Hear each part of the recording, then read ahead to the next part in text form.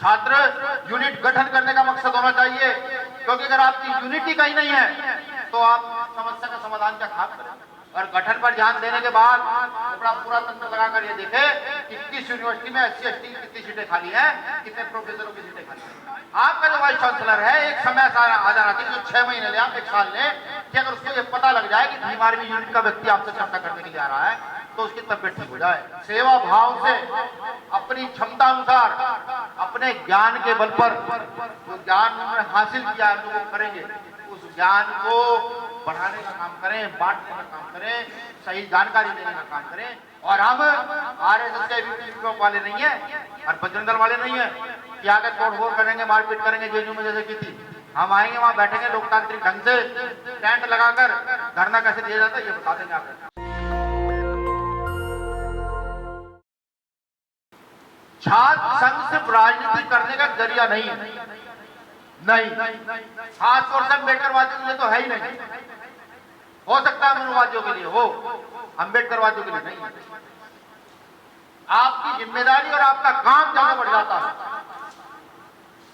मैं तो निवेदन करूंगा अपनी छात्र संगठन की इकाइयों से कि कम से कम कॉलेज में महीने में एक विचार गोष्ठी के तौर पर एक विचार गोष्ठी जरूर करें, एक स्टडी सर्कल तैयार करें कि एक किताब पर चर्चा हो। तो चर्चा पढ़े रामायण महाभारत पूरा हो, लेकिन अम्बेडकर एक स्टूडेंट उसको पढ़कर उस पर चर्चा करें महीने में एक बार ओपनली माइक उठाकर कॉलेज के बीच में गोष्ठी करें और खुला आमंत्रण दें उस पर कि आइए भीमार्मी स्टूडेंट फेडरेशन आमंत्रण देता है, इसको अपने विचार रखने, यहाँ के विचार रखना। छात्र संघ का मतलब निर्माण, नए भारत का निर्माण या किसी भी नए देश का, नई परंपरा का निर्माण। अगर मैं इतिहास की ओर चलूं, राजनीति पहले भी रही, सामाजिक व्यवस्था पहले भी रही, सब चीजें बदली, लेकिन वो बदलकर आज इस पैमाने पर कैसे। एक समय वो था ऊंच नीच गैर बराबरी प्रभावी थी, राजतंत्र प्रभावी था, चंद लोगों को अधिकार थे। आज एक समय यह है मुझ जैसे लोग खड़े होकर बोल रहे हैं जिन्हें कोई अगर देखा जाए, जिनकी आर्थिक स्थिति देखी जाए तो कुछ नहीं है, सामाजिक स्थिति देखा जाए तो कुछ नहीं है, राजनीतिक स्थिति देखी जाए तो कुछ नहीं है, हम जैसे लोग बोल पा रहे हैं।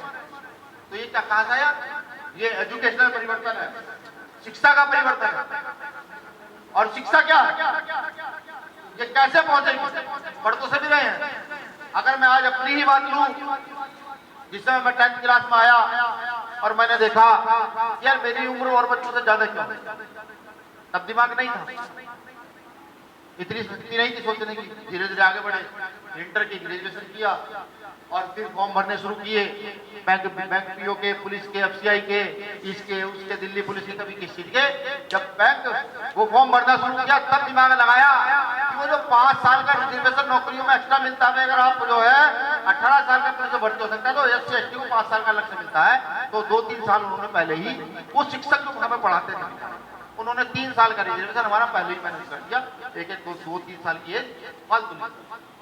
समझ रहे मैं क्या बता रहा हूं कि उन्होंने हमारा जो 5 साल का रिजर्वेशन था वो 3 साल पहले पूरा कर दिया, सिर्फ एक कलम से एक शब्द बढ़ा दिया। सोचा भाई ये तो षड्यंत्र नहीं, ये बड़ा षड्यंत्र है जो बचपन से मेरे पैदा होने के बाद से शुरू हो गया। आज तो लोग शिक्षित हो गए, शहरों में होने लगा है, लेकिन समझिए वो ऐसा क्यों है। वो जानते हैं इन चीजों को कि जब जब हम लोग प्रभावी होंगे, जब जब हम लोग मजबूत होंगे, जब जब हम सीखने और सिखाने की प्रक्रिया में आएंगे तो उनका बड़ा नुकसान, बिल्कुल नुकसान। तो छात्र संघ बनाए भीमार्मी स्टूडेंट फेडरेशन, आपका सबसे पहला मकसद अगर होना चाहिए वो छात्रों की मदद करने का मकसद होना चाहिए। छात्र यूनिट गठन करने का मकसद होना चाहिए, क्योंकि अगर आपकी यूनिटी कहीं नहीं है तो आप समस्या का समाधान क्या खाक करें। अगर हम ये कहने लगे कि पेड़ तो लगाए ना और उसके पत्ते तोड़ना शुरू कर दें और उसकी लकड़ी बना ले या फिर उसका कुछ बना ले, ऐसा हो सकता है क्या? पहले जड़ पर काम करना होता है ना। जड़ क्या है? किसी भी संगठन का नाम देना, उसका रजिस्ट्रेशन करा देना बहुत आसान है, उसका निर्माण कर देना भी आसान है, लेकिन उसको सुचारू रूप से चलाना और स्थापित करना ये बड़ा काम। मैं तो ये भी चाहता हूं कि भीम आर्मी स्टूडेंट फेडरेशन के साथी इस मजबूती से काम करे कि कभी उनको मेरे नाम का फायदा है तो मेरे भाई के नाम का फायदा, वो अपनी समस्याओं के लिए मैंने खुद लड़े और इस मजबूती से लड़े कि पूरे देश में आवाज जाए। जो भीम आर्मी की जाती है उनकी भी आवाज जाए कि नहीं, मुंबई में एक IIT के भाई ने फांसी लगाई थी लड़ते हुए वहां के प्रशासन से, और यहाँ दिल्ली से आवाज जाए, पंजाब से आवाज जाए कि नहीं भाई भीम आर्मी स्टूडेंट फेडरेशन के लोग पंजाब से बोल रहे हैं, तब ठीक है, तब है, तब आनंद है। क्योंकि व्यक्ति पूजा नुकसान का कारण, बाबा साहब क्यों तो व्यक्ति पूजा ही कर रहे हैं, उनके आदर्शों की पूजा क्यों नहीं करते? तो सबसे पहले यही काम करें कि कॉलेज में जो वंचित शोषित वर्ग का साथी आता वो आपसे संपर्क ना करे, भीम आर्मी फेडरेशन से आकर संपर्क करे कि तुम बताओ तुम्हारी क्या समस्या और भिड़ जाओ उसके लिए, सब काम हो जाते हैं सब। एक महत्वपूर्ण बात और कि विचार तब फैलता है तब आप खुद गैर बराबरी को छोड़कर विचार को फैलाने का काम करते हैं। आप अगर जाति धर्म पर आधारित होकर के किसी विचार को फैलाएंगे, अगर कोई हिंदू धर्म को मानता है और वो बाबा साहब अम्बेडकर के विचार फैलाने चलता है तो कहीं ना कहीं इसमें हिंदू धर्म का समावेश हो जाता है। कोई मुस्लिम धर्म को मानता है तो उसका समावेश कर देता है, कोई सिख ईसाई धर्म को मानता है उसका समावेश कर देता है। आपका पहला नियम ये होना चाहिए कि धर्म हमारी पर्सनल प्रॉपर्टी, हम किसको मानते हैं ये हमारा अधिकार। जब आप स्टूडेंट फेडरेशन चला रहे हैं तो आपका किसी धर्म किसी जाति से किसी प्रकार का कोई लेना देना नहीं है। आप सिर्फ फूले साहू अम्बेडकर के विचारधारा पर स्थापित समाज के निर्माण करना चाहते हैं, ये बात अगर आपको दिमाग में रखें, आपको कोई पीछे नहीं करता। मैंने बहुत सारी यूनिवर्सिटियों में स्पीच दी, बहुत सारे स्टूडेंट से मैं मिला। मैं अगर सन 2018 की बात करूं तो JNU में मैं रहा, DU में मैं रहा, बहुत सारे प्रोफेसर से मिला और जादवपुर यूनिवर्सिटी गया, हैदराबाद यूनिवर्सिटी गया, पता नहीं मैं कितनी यूनिवर्सिटियों में गया और कितने स्टूडेंट लीडरों से मैं मिला जिनके अलग अलग सामाजिक और राजनीतिक संगठन चल रहे हैं। मैंने देखा कि एक से एक धुरंधर, एक से एक, उदाहरण के लिए कन्हैया और भी बहुत सारे इनके नाम है, प्रदीप नरवाल, शैला रशीद, मतलब ऐसे लाइन है नाम, बहुत सारे नाम है। एक से एक धुरंधर छात्र संघ के अंदर जिनका राजनीतिक तोड़ नहीं और सामाजिक तोड़ नहीं। लेकिन मैंने देखा कि जब कलेक्टिव राजनीति की बात आती है, भारतीय राजनीति की बात आती है, सब लोग कहीं ना कहीं दबकर इधर उधर विखंडित हो जाते हैं, इधर उधर भाग जाते हैं, कोई किसी पार्टी में कोई किसी पार्टी में। मैं चाहता हूं कि भीम आर्मी का लीडर अगर तैयार हो तो वो इतना मजबूत स्ट्रांग हो कि वो सही को सही और गलत को गलत कहने की क्षमता रख सके। क्या फायदा है? तो भारत में एक स्टूडेंट इकाई है, भारत में एक स्टूडेंट इकाई थोड़ा ही है। आप हर कॉलेज में जाकर देखिए कहीं 5, 10, 20, 30, 50 स्टूडेंट इकाइयां होंगी जो सब छात्रों के अधिकार की बात करती है कि हम छात्रों के अधिकार करेंगे। लेकिन आप में क्या स्पेशल होना चाहिए? सवाल ये, अगर आप जिस कॉलेज के छात्र हैं वहां अपनी वैचारिक शक्ति नहीं फैला सकते, फिर आपको क्या जरूरत है भीम आर्मी स्टूडेंट फेडरेशन? मत करिए, बिल्कुल मत रहिए।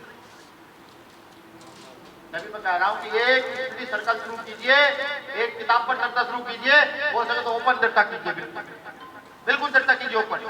जो लोग बाबा साहब अम्बेडकर को अनाथ साहब लिखते हैं, बाबा साहब की किसी भी एक किताब पर चर्चा करवाइए उनके साथ, आइए चर्चा करते हैं, कीजिए बहस, उनको पता लगे ना बाबा साहब अम्बेडकर के लोग। ये होगा कब? ये कोई एक व्यक्ति नहीं कर सकता, ये हम सबको मिलकर करना है। ये तब करना है तब आप अपना स्वार्थ छोड़ करके और ये महसूस करोगे कि हमें बदलाव करना है। पॉलिसी हर आदमी थोड़ी बना सकता है, अगर हर आदमी पॉलिसी बना सकता हो तो कोई भी बना देता, लेकिन नहीं, पॉलिसी कुछ चंद लोग बनाते हैं और उस पॉलिसी को इम्प्लीमेंट किया जाता है देश में। जैसे भी महिलाओं के लिए आरक्षण की व्यवस्था की गई है, समझ रहे हैं? अब दलित महिलाओं के लिए कितनी की गई है ये नहीं पता, और फिर शेड्यूल कास्ट के आरक्षण कटा गया, कहां से कटा गया ये भी नहीं पता। तो चर्चा बढ़ाइए। छात्र संघ निर्माण की जरूरत है, जैसे मैंने पहले बताया, मैं चाहता हूँ ईमान स्टूडेंट फेडरेशन अब से 2 साल 4 साल 5 साल 10 साल के बाद अच्छी लीडरशिप तैयार हो, अच्छी, इसको लीडरशिप कहा जाता है। ऐसी लीडरशिप नहीं कि कल लीडर बने परसों किसी की चाटुकारिता करते हुए लालचवश अपने आंदोलन को भूलकर और अपने वर्चस्व को आगे बढ़ाने लगे, क्या फायदा। ऐसी लीडरशिप तैयार कीजिए कि वर्चस्व तो बढ़ता रहेगा। अगर आप सिद्धांत पर अडिग है, आप सिद्धांत को जिंदा रखे हुए हैं, तो आपका वर्चस्व बढ़ेगा, पर कोई रोक नहीं सकता, राजनीतिक बढ़े ना बढ़े। बाबा साहब अम्बेडकर अगर चाहते तो सिद्धांत से तो समझौता करना, तो करना क्या, उनकी पीढ़ियां या जिस जाति के बाबा साहब अम्बेडकर थे उस जाति को भारत में बहुत मजबूत करके ला सकते थे, लेकिन नहीं, उन्होंने सिद्धांत करना। तो स्टूडेंट फेडरेशन के किसी भी पदाधिकारी को कभी भी अपने सिद्धांत को समझौता करने की आवश्यकता नहीं, कभी भी। मैं बार बार अपनी स्पीच में बात कहता हूं, प्रकृति के 2 ही रूल है, जिसका जन्म हुआ है वो मरेगा। जब पेड़ बड़ा हुआ है एक ना एक सूखकर गिर जाएगा, अपनी 50 साल 100 साल के बाद। इंसान का जन्म हुआ, ये भी एक दिन जर्जर शरीर हो जाएगा और मर जाएगा। इस बीच की जो प्रक्रिया है उनको इस देश में याद रखा जाता है। जैसे गोडसे तो जानते हैं, गांधी को गोली मारी थी, याद रखा जाता है, गांधी को गोली मारी थी। सावरकर वीर देश में कहा जाता है। हम जैसे लोग अम्बेडकरवादी याद रखते हैं कि वो दलाल था, बेचारा अंग्रेजी गुलामी करता था। और ये मैं नहीं कह रहा, ये मेरे तो शब्द ही, ये तो गूगल में है। गूगल में जैसे मैं डालता हूँ कुरान आता है, उसमें तरह के माफीनामे लिखे हुए कि मुझे माफ कर दीजिए, मैं तुम्हारा गुलामी करूंगा। बाबा साहब अम्बेडकर पानी के लिए आंदोलन करने में, पानी के लिए कोई आंदोलन करता है? बाबा साहब अम्बेडकर ने हमें पानी पिलाने के लिए आंदोलन किया बड़े पैमाने पर, और आंदोलन किया होगा तो सरकार ने भाई दंड भी दिया होगा, ऐसा नहीं है, भाई लाठीचार्ज भी हुआ होगा, लोगों ने पत्थर भी फेंके होंगे, तो हम उन्हें इसलिए याद करते हैं। तो वैचारिक शक्ति सबसे बड़ी शक्ति है। जो अपनी वैचारिक शक्ति के साथ इस जीवन और मृत्यु के बीच के कालखंड में मजबूती से खड़ा रहता है, उसे भुला नहीं जाता। बताइए महात्मा ज्योतिबा फुले साहब को अपने जीवन जीवित रहते कितना सम्मान मिला। टॉप के इंजीनियर थे, धन की कमी नहीं थी। एक ब्राह्मण दोस्त क्या गए थे, खाना पंगत में उठा दिया, वो बात लग गई और पूरा जीवन समर्पित कर दिया साहब को। समझ रहे? इसलिए तो उन्हें मानते हैं। अगर वो सिर्फ महात्मा ज्योतिबा फुले होते और अपना व्यापार कर रहे होते तो क्या आज हम उनको याद करते? ना जाने कितने लोग पैदा होते हैं भारत में। तो ये बात, ये चीजें जब तक अम्बेडकराइट में नीचे तक नहीं पहुंचेगी तब तक मुझे लगता है कि आंदोलन सफलता की ओर नहीं जाएगा। आपका सबसे पहला काम, कॉलेज में आप हैं, वहां के किसी भी छात्र की बिना जाति धर्म देखे, अगर वो गरीब शोषित वंचित है, वो चाहे उस 15% में क्यों नहीं आ रहा है, तो उसको पता लगना चाहिए कि अम्बेडकरवादी लोग हर किसी की मदद करते हैं।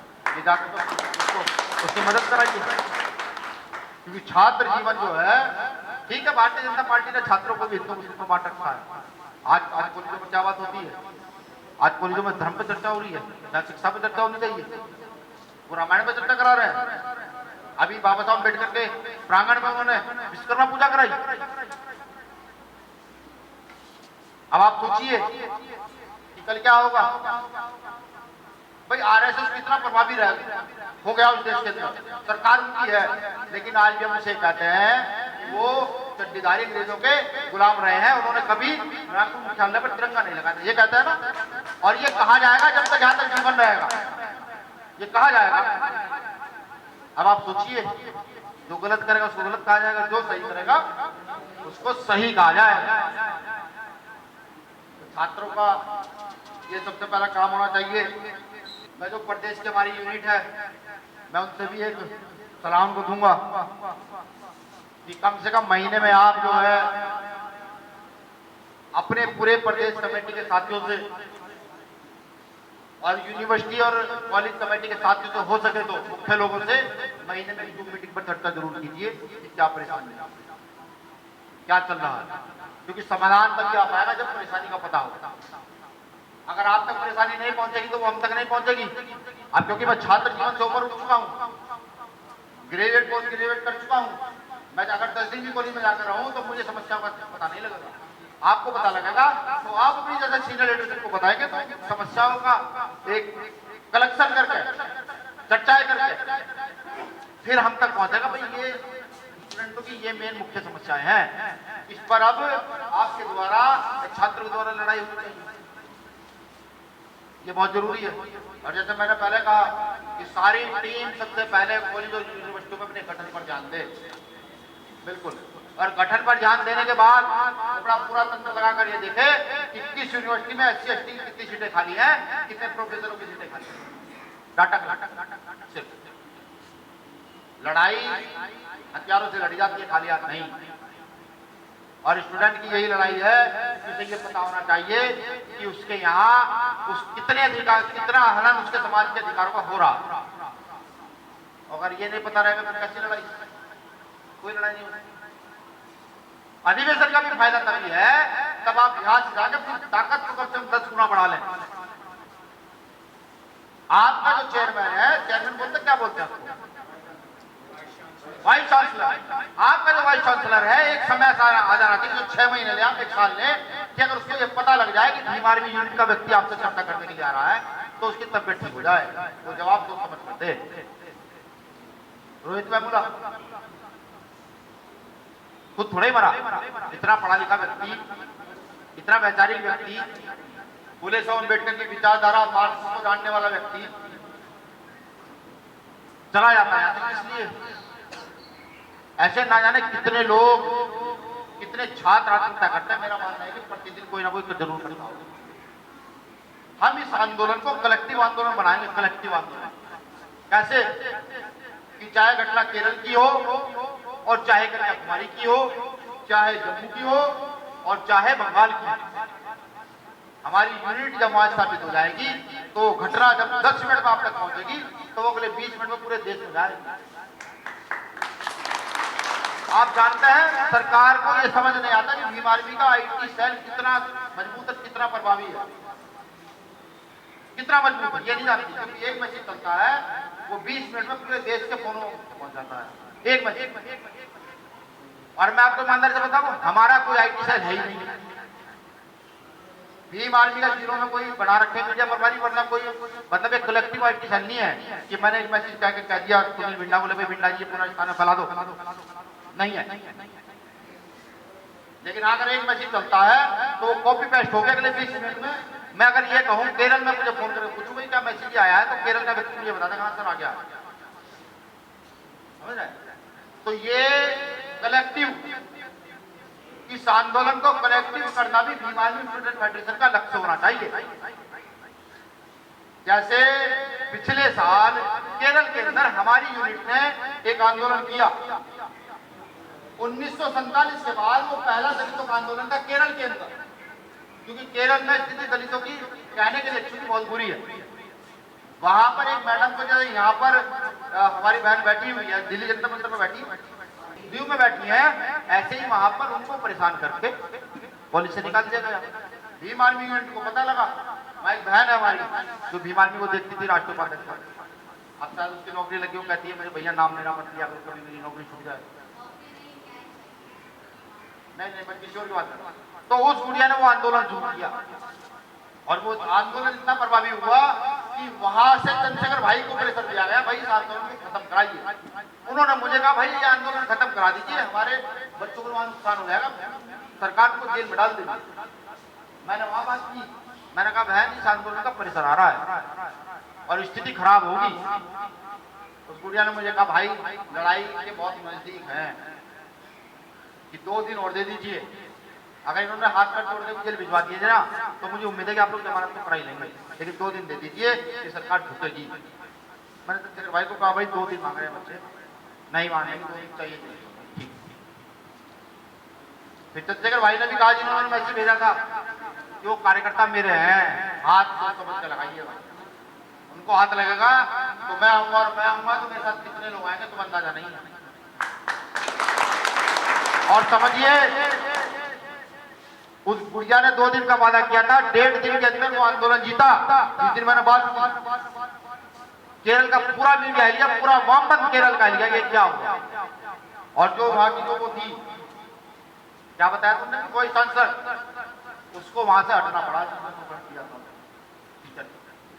तो ये कलेक्टिव ताकत होनी बहुत जरूरी है।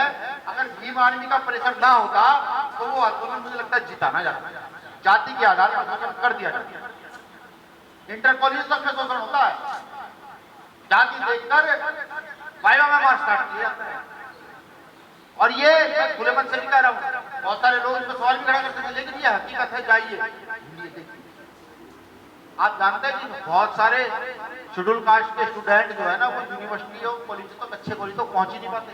सबसे बड़ा उदाहरण बिलर आपके सामने खड़ा है।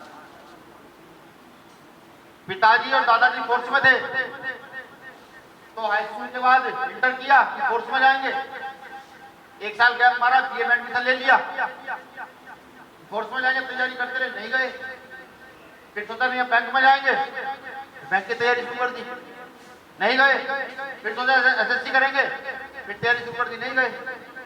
मतलब अभी समाज के जो स्टूडेंट है ना, उनमें भटकाव है। समझ रहे आप? उनमें भटकाव में एक लक्ष्य नहीं है कि उनका करना क्या, उनकी रुचि किस ओर है। आप भी सर्वे करिएगा जाकर अपने गांव में। जब आप गांव में जाकर तो बच्चा इंटर कर रहा है, तो आप उससे पूछेगा क्या करोगे, बता भैया इंटर कर रहा हूँ। इसके बाद क्या करोगे, भैया आईटीआई। समझे? एक सही गाइडेंस वो भी भीम आर्मी स्टूडेंट फेडरेशन के पदाधिकारियों को, सीनियर पदाधिकारियों का होना चाहिए कि हम अपने छात्रों को एडवांस में कॉलेज में घुसने से पहले सही गाइडेंस दे पा रहे हैं या नहीं दे पा रहे। तो हमारा स्टूडेंट फेडरेशन मुझे लगता है कि कारगर काम कर पाएगा। जब तक हम, अभी मैं कल बस्ती था, एक लड़का मुझसे मिलने आया, मैंने पूछा बेटा क्या कर रहे हो, तो भैया इंटर कर लिया है और उसके बाद आईटीआई भी कर ली है। मैंने कहा क्या करोगे, तो उसने मुझे पता नहीं मेडिकल की कोई सी पढ़ाई बताई, कहना भैया मैं वो करूँगा। हमने कहा भाई ये समझ नहीं आया, पहले इंटर और फिर हाई स्कूल बेस्ड डिग्री और अब कोई और, कहना भैया क्या करूँ। जेएनयू के टीयू के एंट्रेंस फॉर्म निकलते उनको भरो, तैयारी करो, पहुंचो वहां। हाँ भैया सोच रहा हूँ, भैया पता नहीं कब निकलता है। मैंने कहा भाई गूगल है, बात करो लोगों से, स्टूडेंट से बात करो, टीचर से बात करो, प्रोफेसर से बात करो, सही गाइडेंस लेकर के चलो। अगर आप उनका भी एक स्ट्रक्चर शुरू कर दें सोशल मीडिया पर, तो वो स्ट्रक्चर आपका सोशल मीडिया का बहुत दूर पर जा सकता है। वो आपका एक गाइडेंस ना जाने कितने स्टूडेंट्स को सुधार सकता है। यही तो काम है स्टूडेंट फेडरेशन का। काम क्या है? यही तो काम है। आप जब कॉलेज में खड़े होकर छात्रों की मदद करेंगे तो आपको छात्र संघ अध्यक्ष बनने से कोई रोक पाएगा? बताइए मुझे, कोई रोक लेगा? हिम्मत होगी डी की, किसी की रोक नहीं रोक पाएगा, क्योंकि आपके काम पर आधारित जो आप काम कर रहे हैं उसी पर आधारित तो आप खुद तरफ अपना तय करेंगे, लेकिन ऐसा नहीं हो पा रहा है। तो स्टूडेंट फेडरेशन के साथी सिर्फ और सिर्फ सेवा भाव से अपनी क्षमता अनुसार अपने ज्ञान के बल पर जो ज्ञान उन्होंने हासिल किया है जो वो करेंगे, उस ज्ञान को बढ़ाने का काम करें, बांटने का काम करें, सही जानकारी देने का काम करें। ये काम अगर आप कर गए तो इससे बड़ा काम इस देश में कोई हो नहीं सकता कि अगर ये आपने करना शुरू कर दिया तो इस देश के भविष्य का निर्माण हो जाएगा। वरना फिर आने वाले समय में, आज चाय बेचने वाले देश के प्रधानमंत्री हैं, आज मठ में बैठने वाले मुख्यमंत्री हैं, इन्हीं का राज रहेगा, यही लोग रहेंगे। जब डॉक्टर इंजीनियर की बात आएगी, जब किसी बड़े अधिकारी की बात आएगी, पिछली लाइन में खड़ा हुआ हाथ जोड़ करके, भाई ये तो रूल है राजनीति का। एक कम पढ़ा लिखा व्यक्ति जीत कर चला जाए, एक आईएएस पीसीएस खड़े रहते हैं। आपने देखा होगा, एक भाजपा की नेत्री है, एक डीआईजी उनके पैरों में स्टूल लगा रहा है। ये क्यों है? ये किसी भी देश में जब शिक्षा का अभाव है, सही गाइडेंस नहीं है, ये इसीलिए तो है। अगर सही तरीके से शिक्षा का प्रचार प्रसार हो जाए और सबको पता लग जाए कि हमारे अधिकार क्या है, सबको पता लग जाए कि कॉन्स्टिट्यूशन का आर्टिकल 21 का ये कहता है कि सबको शिक्षा मुफ्त मिलेगी। तो क्या सवाल के जवाब नहीं मांगे गांव के लोग? नहीं मांगे। वो जो किसान बैकवर्ड गांव में पड़ा हुआ है, जो सिर्फ ये जानता है कि मुझे अपने बच्चे को पढ़ाना है किसी भी कीमत, वो रात दिन मेहनत करके समाज का पैसा फीस जमा कर रहा है। इसका भी सबसे बड़ा उदाहरण नहीं है। पिछले साल मेरी पत्नी ने मुझे कहा बच्चों को अच्छे स्कूल में पढ़ाएंगे। मैंने उसे कहा कि भाई अच्छा स्कूल कोई नहीं होता, अच्छे होते हैं टीचर और पढ़ने वाले। अगर टीचर अच्छे बच्चे अच्छे पढ़ जाएंगे। लेकिन पत्नी ने मेरी जिद करके उनको एक कॉन्वेंट स्कूल में डलवा दिया और 10-12 हजार रुपए उसकी फीस। मैं कमाता नहीं हूँ, मेरी कोई इनकम नहीं है, पिताजी की पेंशन आती है वो, या कोई मेरे साथ में दे देता है वो, ये मेरी इनकम है ना, मेरे पास समय इनकम का। तो हर महीने क्या है 10-12 हजार फीस, 4-5 हजार रुपए कभी ये पेपर कभी वो पेपर, और 2,000 रुपए कहने का मतलब ये कि हर महीने 20,000 का बर्डन मेरे ऊपर पड़ना शुरू हो गया। अब एक महीना खत्म हो, दूसरे महीने को चिंता सताने लगा, यार मैं कहां से दूं? तो मैं परेशान हो गया। मैंने कहा अपनी पत्नी को, देख भाई मैं इन बच्चों को प्राइमरी स्कूल में तो पढ़ा सकता हूँ, मास्टर कर सकता हूँ, तबियत ठीक ठाक, अगर ये बच्चों को सही शिक्षा ना मिले तो तेरी बेकार। मैंने इस स्कूल में नहीं पढ़ा, ये सत्य है, किसी कीमत पर नहीं पढ़ा सकता ना मेरी। तो मैंने से अपने भाई को मैंने कहा भाई बच्चों की टीसी कटवा ले। ये गया वहां, इसने बच्चों की टीसी तो कटवा दी, क्या दिया, लेकिन उस टीसी को 1 महीना हो गया। वहां के जो उस कॉलेज का प्रिंसिपल था उसने वो टीसी नहीं दी। अब मुझे क्रोध आ गया। मैंने इसे कहा, मैं इस पर फोन करवाया अपने यहाँ एसओ को फोन करते, ऐसी बात है टीसी नहीं दे रहा, मैं वहां जाऊंगा, बात करूंगा, गर्मी में बढ़ेगी। तो मैंने कहा मामला सही नहीं होगा। तो इसने एसओ को फोन किया, इसने कहा भाई साहब आप बताइए, मैं जाता हूँ। ये गया वहां टीसी लेने बच्चों को लेकर के, तो उस प्रिंसिपल की जुबान देखिए क्या, जब इसे थोड़ा कैड़ा होकर कहा सर हमने आपकी फीस पूरी कर दी तो आप हमारी टीसी दे दीजिए। तो उसका बयान सीधा सीधा इस बच्चे को ये था कि भाई इतना पढ़ाने की जरूरत नहीं है, ये योगी राज है, यहाँ 1 मिनट पर छुट्टी रहता है। ये बयान प्रिंसिपल का है। अब जैसे उसने ये बयान दिया और उसने सीधा फोन निकाल के एसओ को फोन करा और कहा जी कुछ लोग आए हुए दादागिरी दिखा रहे हैं। एसओ ने पूछा भाई कौन है? जब मेरा नाम सामने गया तो एसओ ने कहा कि आप टीसी दे दे, इसी में भलाई है, वरना सरकार पढ़ाई होगी की हो, भीड़ उनकी की है, वो आके आप पढ़ गए तो गली में ताला लग जाएगा। ये सच है। वो खड़ा मेरा भाई जो रहता है उससे कभी पूछेगा। अब सोचिए कि कॉन्वेंट स्कूल, इतनी महंगी फीस, और फिर वहां के प्रिंसिपल की इतनी बड़ी टोन कि वो अभिभावक को ये कह रहा है कि 1 मिनट में ठोक दिया जाता है। इस भ्रम को तोड़ना भी भीम आर्मी स्टूडेंट फेडरेशन का काम होना चाहिए। आर्टिकल 21 के अनुसार अगर कहीं ऐसी स्थिति बनती है तो उसके ऊपर जूता जोड़ लगना चाहिए। पकड़ के आर्टिकल 21 के कहता है राइट टू एजुकेशन के प्रावधान क्या क्या है वो दूर तक जाने चाहिए।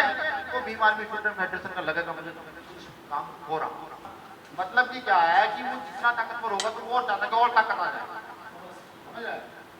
जैसे कल मैं कहीं विधायक बन जाऊं तो मैं सोच रहा कला एमपी में बना जाएगा, सीधी से काम मेरे से बड़ा कोई है नहीं। मतलब एक इको प्रॉब्लम मनुष्य का साइकोलॉजिकल इफेक्ट है ये कि वो उसमें है, वो किसी भी विभाग किसी भी डिपार्टमेंट में हो, समझ रहे हैं? तो ये सभी में कल ये भी तो हो सकता है कि मुझ जैसा व्यक्ति जो आज इतनी अच्छी बात कर रहा है ये कल किसी और दिशा में निकल जाए या नहीं निकल सकता? बिल्कुल निकल सकता है। परेशानियां जिनसे लड़ाई होती है मजबूत थोड़ा ही है। कल वो मेरे बच्चों को उठा जाने में मीना मारेंगे, मतलब ये काम छोड़ पूरी पड़ जाएगी, समझे? मेरे घर में रोटी ना हो, आदमी कहीं कितना रोटी टूट जाता है। मेरे घर में रोटी ना हो और मेरी पत्नी कहने लगी रोटी कहां से आएगी, तो मजबूरी मेरी मजबूरी करनी पड़ेगी जा करके, ये काम मुझे छोड़ना पड़ेगा। तो हो सकता है कल किसी भी तरीके से हम लोग इस पद से भ्रमित हो जाएं। तो स्टूडेंट फेडरेशन का काम ये है वो जिस नए आंदोलन को जन्म देगी, जिस नई पीढ़ी को सिखाएगी, उसको इतना मजबूत करेगी कि वो इस आंदोलन से, अगर उनके वरिष्ठ भी इस आंदोलन से मुंह मोड़ जा रहे हैं तो वो पीढ़ी कभी इस आंदोलन से मुंह ना मोड़े। और ये रहेगा, मुझे पूरी उम्मीद है कि स्टूडेंट फेडरेशन हम लोगों के सानिध्य में चलेगी। और ताकतवर तरीके से चलेगी। मीडिया के माध्यम से मैं ये भी कह दूं कि इस बार तो हमारे छात्रों के साथ कर लिया आपने, हम दिखा दिया कि भाई इनके पास पेपर नहीं है। अगली बार भारत की जिस भी यूनिवर्सिटी में भीम आर्मी स्टूडेंट फेडरेशन का साथी या उसके सहयोगी संगठन कोई राजनीतिक पर्चा भरेंगे तो प्रशासन सोच समझकर कार्रवाई करे, सोच समझकर कैंसिल करे। ऐसा ना हो कि उनको बताना पड़ेगा हम कितने लोग। और हम आरएसएस के वाले नहीं है और बजरंग दल वाले नहीं है कि आगे तोड़फोड़ करेंगे, मारपीट करेंगे जेएनयू में जैसे की थी। हम आएंगे वहां बैठेंगे लोकतांत्रिक ढंग से, टेंट लगाकर धरना कैसे दिया जाता है ये बता देंगे आपको। तो मुझे पूरी आपसे आशा ही नहीं उम्मीद है, जितना मैं समझ पाता हूं एक छात्र का क्या काम होना चाहिए वो मैं बता पा रहा हूं। इसमें एक बस एक निवेदन द्वारा फिर से करूंगा कि स्टडी सर्कल हमारे साथी जरूर शुरू करें, जो बीएमआरपी के साथी या पार्टी के लोग हैं वो भी एक स्टडी सर्कल अपने मोहल्ले में भी जरूर शुरू करें। किसी एक किताब का एक पत्ता का समय लेकर तो उसको पढ़कर, जैसे अभी बाबूजी ने बताया स्टेज को लेकर के किताब दिखाई दी, उसको पढ़कर उसी पर चर्चा हो, एक 10 लोग बैठकर चर्चा करेंगे तो मुझे लगता है ज्ञान में वृद्धि होगी, ज्ञान कम नहीं होगी। नेशनल दस्तक की आपसे गुजारिश है कि अगर इसको बचाना चाहते हैं तो नेशनल दस्तक को सब्सक्राइब करने के लिए रेड कलर के सब्सक्राइब बटन को दबाएं, फिर बेल आइकन की घंटी दबाएं। नेशनल दस्तक को बचाने के लिए बहुत जरूरी है कि हर खबर को शेयर करें, लाइक करें, कमेंट जरूर करें।